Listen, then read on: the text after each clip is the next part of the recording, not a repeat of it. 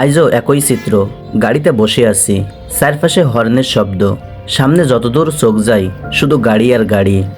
এই যানজট কেবল রাস্তা বন্ধ করে না, সময়কে থামিয়ে দেয়। এই চিত্র শুধু এখানেই না, বাংলাদেশে প্রায় সব বড় শহরে ছড়িয়ে আছে।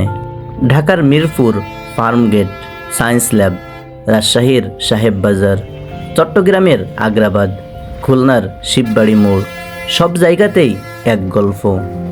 তবুও সময় থেমে থাকে না। যানজট যেমন আসে তেমন একসময় কমেও যায়। সামনের গাড়িগুলো একটু একটু করে এগিয়ে চলছে, আর আমার চারপাশে যেন নতুন করে নিঃশ্বাস নিতে শুরু করেছে শহরটা।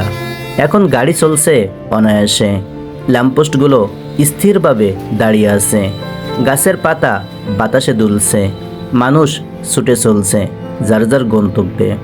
একটা প্রশান্তি চারপাশে, শহর যেন নতুন করে জীবন্ত হয়ে উঠেছে।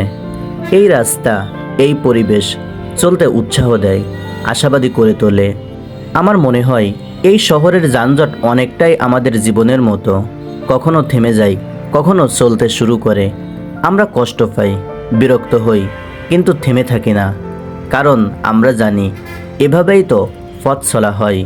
ধৈর্য, বিশ্বাস আর একটু অপেক্ষা, এই তিনটা নিয়ে আমরা প্রতিদিন যানজট পেরিয়ে জীবন পার করি।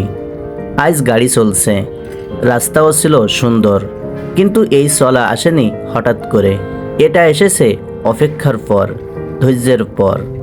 আমাদের জীবনও ঠিক তেমন, যানজট পেরিয়ে চলতে থাকা আর বিশ্বাস রাখা, গন্তব্য একদিন ঠিকই এসে যাবে।